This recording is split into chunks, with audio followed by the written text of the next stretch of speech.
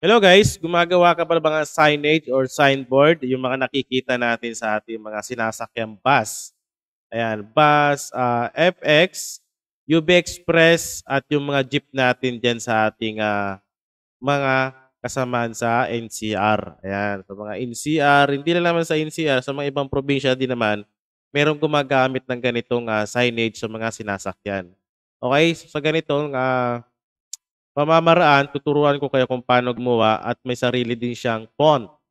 Okay, para sa ating mga signage na gagawin. Okay, so meron tayo dito mga sample na nakikita. Sa Google lang din naman to. Kung gusto mo, mag-search ka sa Google para meron kang reference kung anong klaseng design or klaseng font or kulay yung pwede mong gawin sa paggawa mo ng mga signage. Okay, so meron tayo dito mga sample. Ayan, meron tayong sukat, ayan, Baclaran, siyempre San Mateo, Ampid, Welcome Rotonda, Bloomingtreet, Dimasalang. Yun yung mga nakikita natin na signage sa mga sinasakyan nating jeep or bus. Okay? So sa video natin ngayon guys, tuturuan ko kayo kung paano gumawa ng mga signage gamit yung Canva natin. Okay, yung Canva account natin. Tuturuan ko kayo kung paano gumawa nito. Okay, so tara, umpisa na natin yan. Let's go! Okay, so kailangan natin ng Canva. Kung wala ka pang Canva account, pwede ka mag-create ng Canva. Libre lang yan, guys. Okay? Makagawa ka ng mga design gamit yung Canva na libreng account. Okay, so dito, pag na meron ka ng Canva, ito yung pinaka-dashboard ang gagawin mo dyan. I-click mo lang yung apps. Okay, so bandang kaliwa yan. Click mo yung apps. Hanapin mo yung ito, type graph. Okay? Yung type graph natin, yan yung hahanapin mo. Diyan tayo gagawa ng design natin para sa ating signage. Okay? So, click mo lang yung type graph. So, yan ang lalabas dyan. Ang gagawin mo dyan, pipili ka dyan, use existing design or use a new design. So, ang gagawin natin dyan, i-click natin yung use in a new design. Okay? So, customize, ang ginagamit ko ay pixels, pero pwede ka gumamit ng inches, millimeter, or centimeter. Okay? So, ang gagamitin ko ngayon ay pixels. Ayan. So, pag na-click mo na yan, yan yung lalabas dyan. Okay? So, yan yung pinaka-canvas mo. Ayan. So, ang gagawin mo dyan, pipili ka ng kulay yung canvas mo. So, ang gagawin natin ay kulay black. Ayan. Para kita yung ating signage pag malayo yung sasakyan. Diba? Karami naman dyan, kulay black talaga yung background.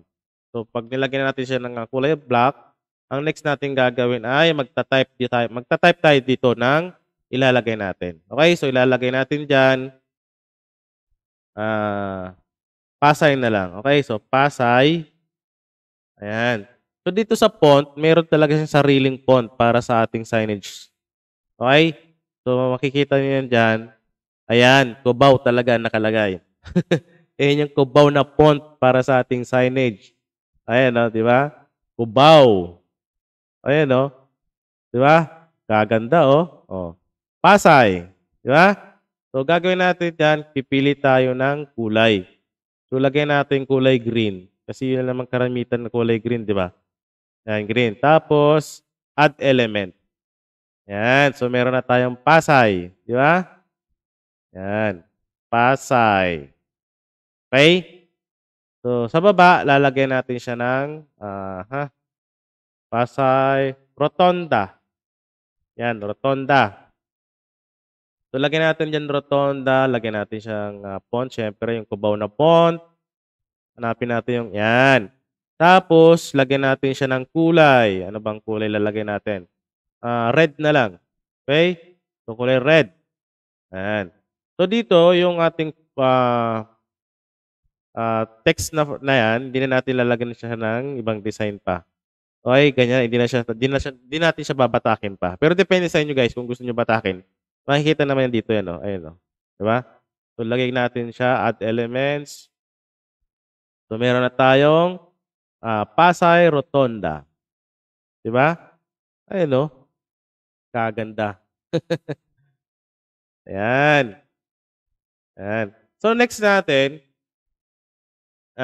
maglagay pa tayo. Okay, sample pa tayo isa pa. Ano naman? SM. Okay?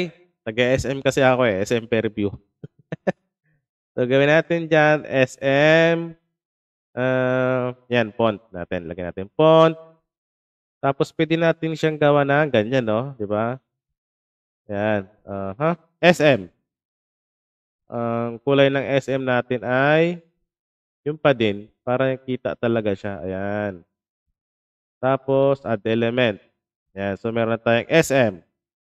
Siyempre, ilalagay natin dyan sa SM ay kung saan ka bababa, siyempre. Lagyan natin per view. Per view. Ayan. Taga per view kasi ako eh. Malapit ako sa SM per view. Ayan. Walking distance lang yung bahay namin dyan sa SM per view. Ayan. Pag mainit nga yung panahon eh, nakiki-aircon lang kami sa SM Fairview. So, tapos, next natin ay yung kulay, syempre, pwede natin gawing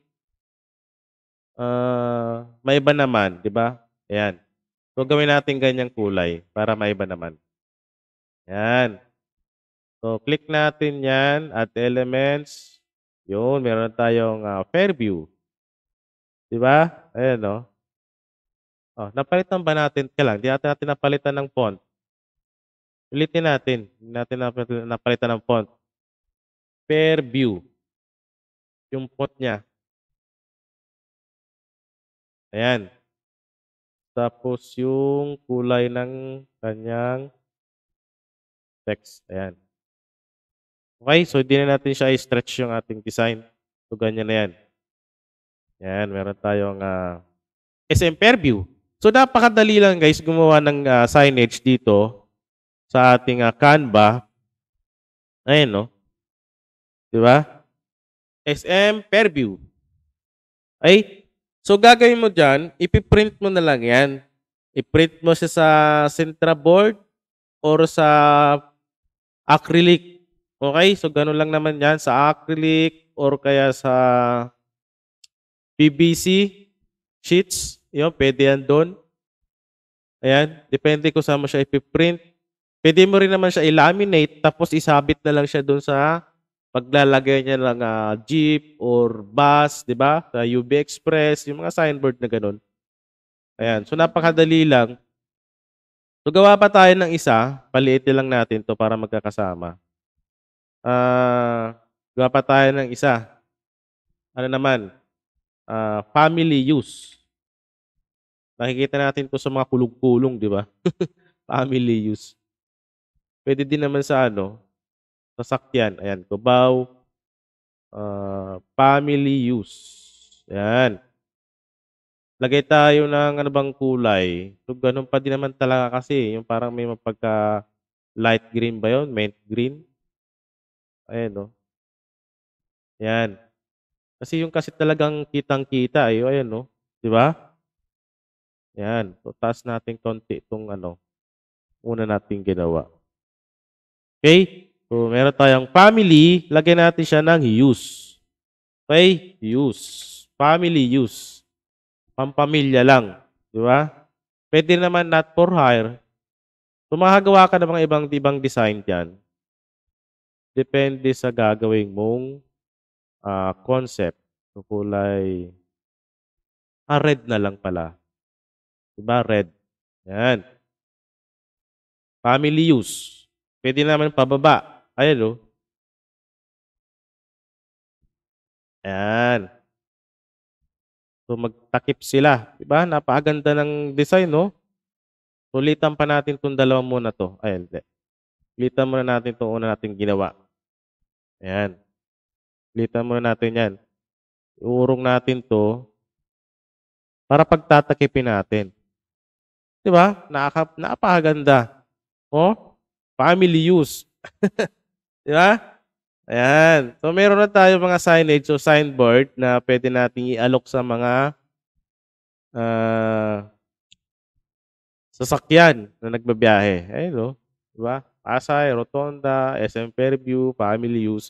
So, napakadali lang gumawa ng signage, guys, gamit yung Canva. Ayan. So, explore nyo na lang siya.